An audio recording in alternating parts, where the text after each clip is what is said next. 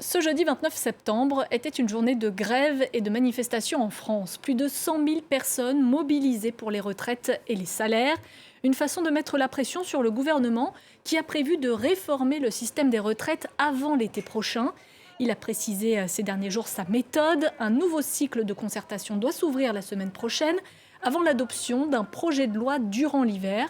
L'idée est de reporter progressivement l'âge de départ à la retraite jusqu'à 65 ans en 2031. C'était l'une des promesses de campagne d'Emmanuel Macron, le président français qui a déjà dû renoncer à un précédent projet de réforme en raison de l'opposition des Français et de la crise sanitaire.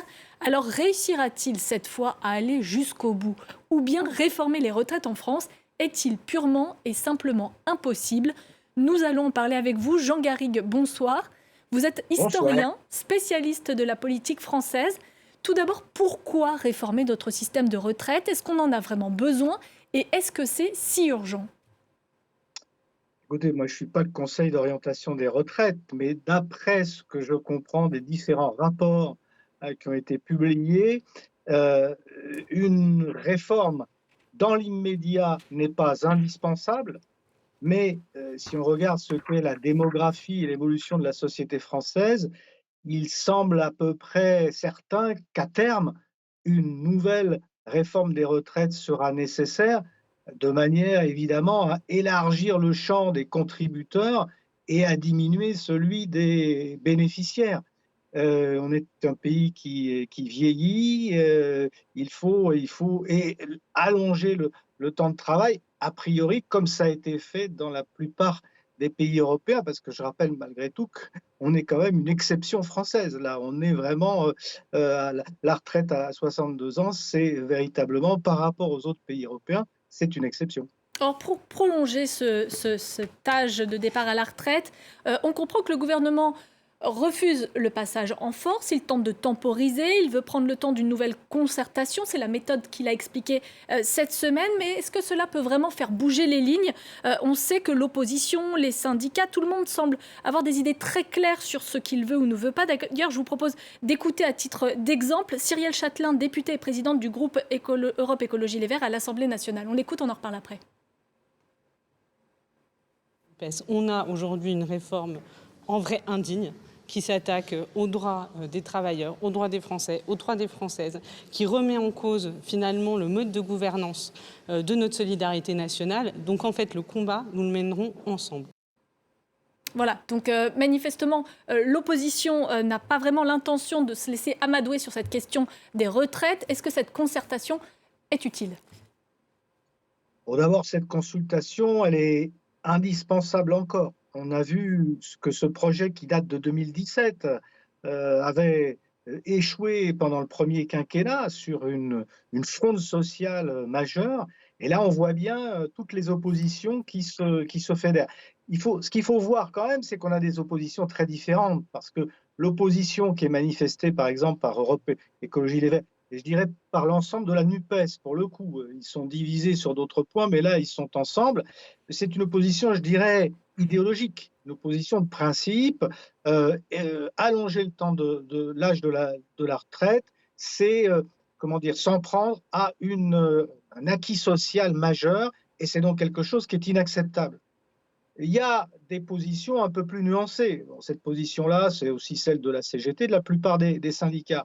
Mais on se souvient que lors du premier projet de retraite par points, notamment du côté de la CFDT, par exemple, il y avait peut-être une fenêtre de tir, une écoute, en tout cas de la part de la CFDT. Et puis, on sait bien, par exemple, que les Républicains, ils ont eux aussi dans leur programme leur allongement de l'âge de la retraite. Donc voilà, on a des oppositions qui sont différentes.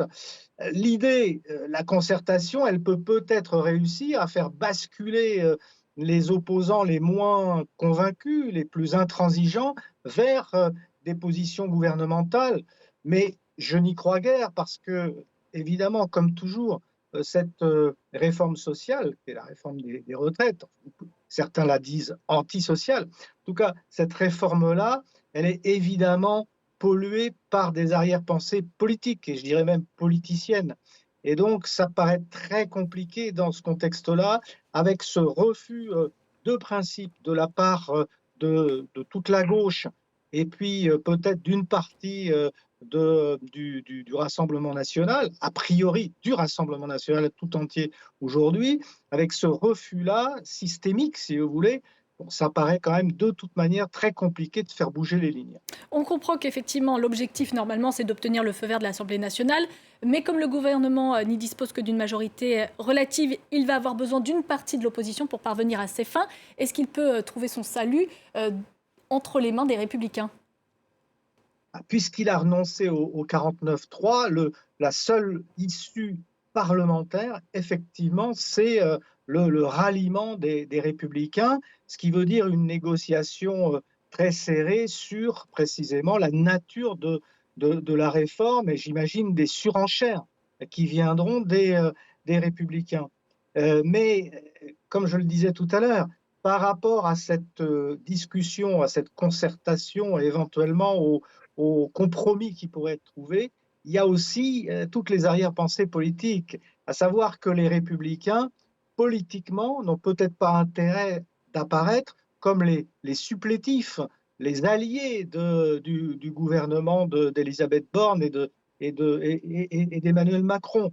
Donc ça pose un problème politique et la résolution de ce problème ne repose pas uniquement sur la viabilité ou l'intérêt ou la justification du projet, mais elle repose sur des calculs stratégiques des différentes forces politiques en présence. Vous avez évoqué il y a quelques instants le 49.3. En cas de difficulté à faire adopter son texte à l'Assemblée nationale, le gouvernement envisage, en deuxième recours, d'utiliser ce fameux article de la Constitution.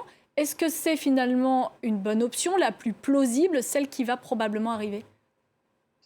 Non, parce qu'aujourd'hui, en tout cas pour la session qui vient, on parlait de faire jouer le 49.3 dans la réforme dans la loi de finances ou dans la réforme de la sécurité sociale, ou la loi de financement, pardon, de la sécurité sociale, parce que le 49.3 ne peut s'appliquer aujourd'hui qu'à ce type de projet de loi.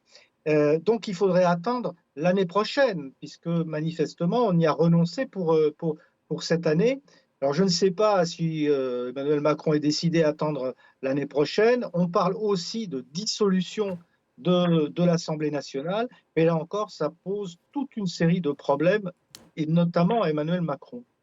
Oui, parce que le risque que les oppositions s'associent pour faire adopter une motion de censure, il est bien là. C'est d'ailleurs une menace qui a brandi Marine Le Pen, la présidente du groupe RN à l'Assemblée nationale. On va l'écouter. Je lui ai clairement dit que s'ils entendaient faire passer la réforme des retraites par l'intermédiaire d'un amendement au projet de loi de finances de la sécurité sociale et en utilisant le 49.3, alors nous déposerions une motion de censure et nous voterions les motions de censure qui seraient déposées, quelle que soit leur origine. Voilà, donc l'opposition explique bien qu'une motion de censure est toujours envisageable. De son côté, Emmanuel Macron prévient qu'en cas de motion de censure, il n'hésitera pas à dissoudre l'Assemblée. Concrètement, on se dirige vers une crise politique cet hiver ? Non, le pire n'est jamais sûr. Je le répète, moi je ne suis pas sûr qu'Emmanuel Macron soit décidé à utiliser le 49.3.